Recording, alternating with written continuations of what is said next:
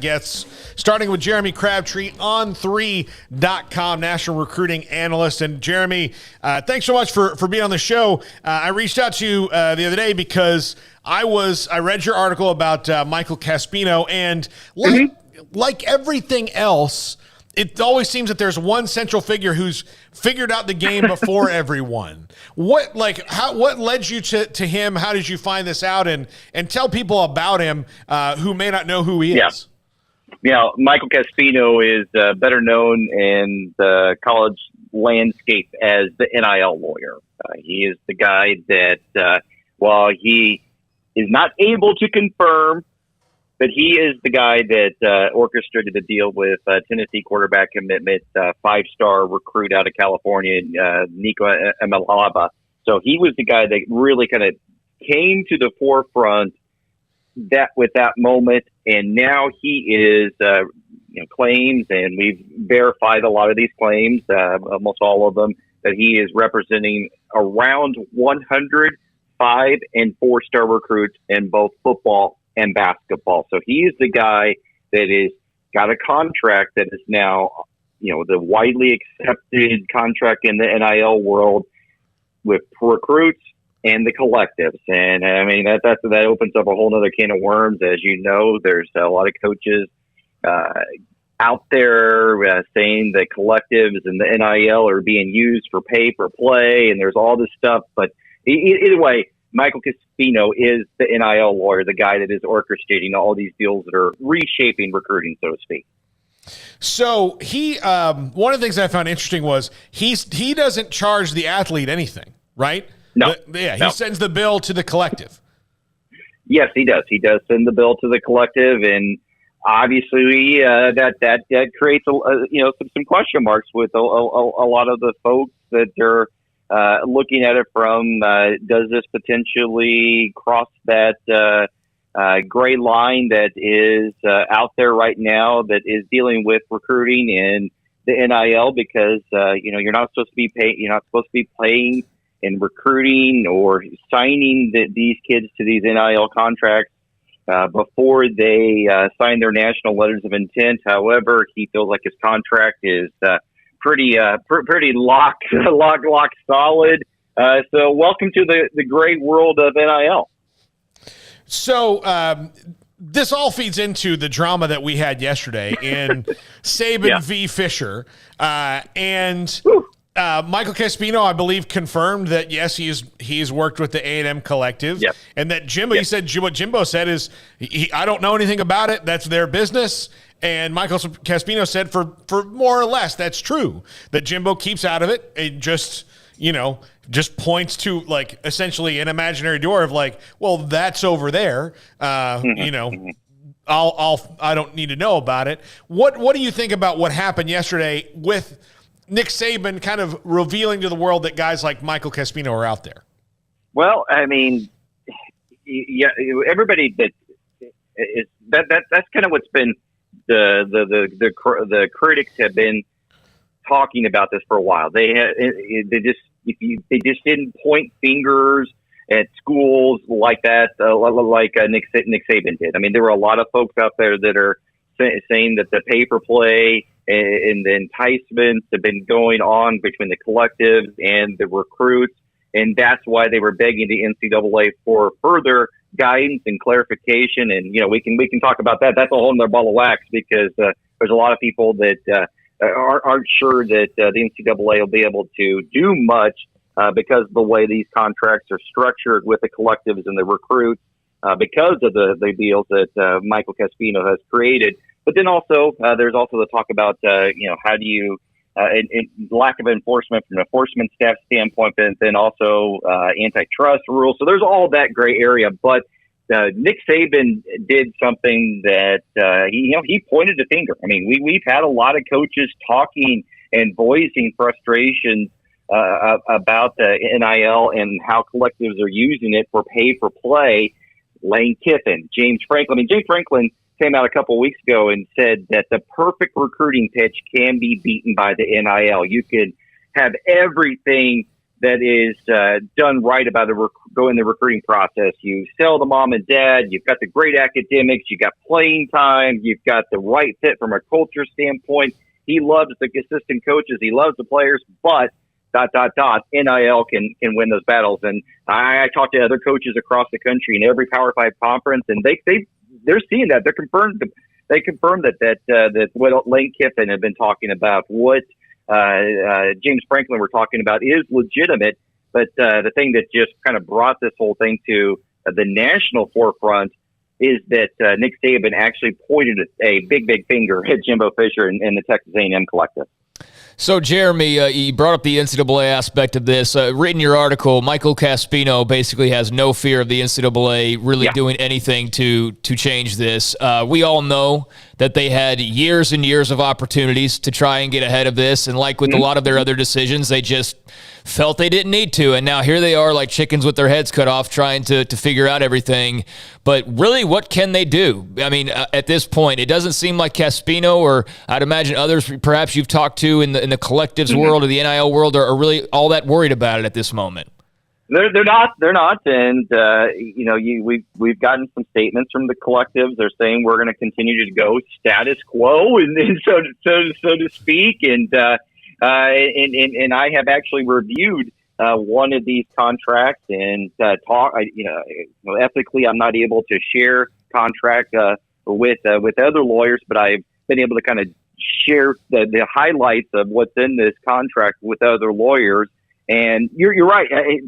Legally, by the way the rules are written right now, these deals with these collectives follow state legislation in many parts of the country, and the NCAA would have a very hard time enforcing it. Well, also, there's the fact that the NCAA enforcement staff right now has been reduced because of COVID to around 15 to 20 people. So suddenly, we had people get basketball on wiretap, and they weren't able to punish those people. So now, how are they going to be able to investigate all this stuff going on behind the scenes with NIL? It's just a whole murky mess that people have been crying out for something to be done, and they've tried to put some new guardrails on it, but the guardrails seemingly don't change things. And a couple of coaches just called it just a bunch of words. It's just utterly fascinating. Jeremy, how as a national recruiting analyst, your job changed in the last 2 years in that you have other factors to consider that now I'm sure in the past there were times where you knew something was going on as far as this guy picked this school because of this deal he made, but it's not a question you can really ask or talk about if you don't have any kind of hard evidence. Now it's out in the open to consider things like NIL, transfer portal, a Jordan Addison type situation. So covering this, how has that changed for you? I mean, for what's worth, my full-time job now is covering NIL and the impact it has on the recruiting front. I mean, I used to be heavily focused on, okay, this kid's going to go this school because of this reason. Now it's the NIL is impacting recruiting, and I'm writing about that. So you're right. And these coaches, like going back to what James Franklin said, that you could have this perfect pitch, and suddenly a collective strikes a deal with a prospect, and it changes the entire game. So I would say probably in many instances that the NIL now is the number one reason why these kids are making some of their decisions. Not at every school. Some schools are still a little bit behind on that from that standpoint, but I think a lot of the top Power 5 programs, even in the great state of Texas, there at A&M and in Austin, they're playing the game and they are doing it quite effectively. So, Jeremy, one thing that we talked about this actually, I think a couple of times on the show, and even here recently, and Michael Caspino brings it up, of just the life-changing effect that NIL can have. And he points out particularly for African-American athletes. And just in general, though, I mean, look, no matter what color, background, or whatever, there's so many opportunities now available to these players. And you highlighted one of these good stories, one of these positive stories, one of these life-changing type of stories. What can you tell us about Hawaii and NIL? Well, yeah. Now you're right, and that's a whole another ball of wax with this NIL, because a lot of people are trying to demonize these kids and call them greedy, and many are coming from socioeconomic situations where this is life-changing money, and there's no guarantee that they're going to be NFL prospects, and so this is a way for them to potentially get that life-changing money, have some sort of guarantee in high school. And in knowledge that, because you just never know, and you never know. But then also there are other aspects to it that are so positive out there. And we get situations like the University of Hawaii men's volleyball program, who just won their second national championship in a row. And granted, University of Hawaii men's volleyball is not a national name, and people in Texas probably don't know who they are, but in their community they are heroes, and they're able to use NIL to help benefit their money, to get some money in their pockets, because these kids aren't on a full scholarship. They're on often only a 10 to 15% scholarship. And University of Hawaii men's volleyball program only has 4.5 scholarships to give to 23 players. So that's not a lot of money. So when they can get these deals, even if it's a couple $100, it can help these kids out. Let them go out and be a normal guy and go get some pizzas on a Friday night. Jeremy, what did you think of, just in your personal opinion, of Nick Saban and Jimbo Fisher going at it? Oh boy! I mean, I'm excited. I guess it kind of just gets me fired up as a football fan. That hey, football season's now 100 days ish away, so it gets me excited that that's there. But I don't think it's good for the game when we have so many leaders of the game pointing fingers, and this the feedback that I got from a lot of people is that you better be careful about throwing glass stones, throwing stones in a glass house type situation, because it's happening all over college football, not just the NIL is not just being used effectively at Texas A&M; it's being used effectively all over the country. So I just want to go back to what you were talking about, referring to Tennessee's rumored high-priced quarterback recruit. I've seen when the whole Jordan Addison thing's going on, or whether it be Caleb Williams, people throw out these figures, and who knows what's true and what's not. But I do see people, when they see the millions attached, going, "Well, there's no way that's possible." That's absolutely possible and going on, right?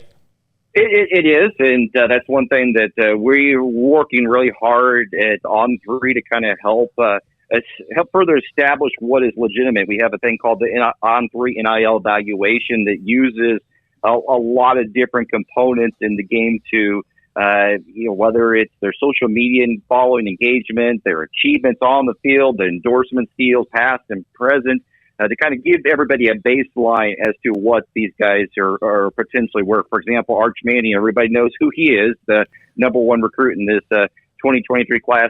It's estimated that he is worth $3.1 million from an NIL standpoint. But again, not everybody's going to be that, and not everybody's going to make one deal like Nico did, or potentially Jordan Addison is going to get off of one deal. A lot of these deals are going to be the smaller deals. Once you add them all up together, they become a rather large number. And you talking to the people that are out there, Michael Caspino, the other folks, the college coaches, a five-star quarterback is potentially worth between $1.5 million and $2 million.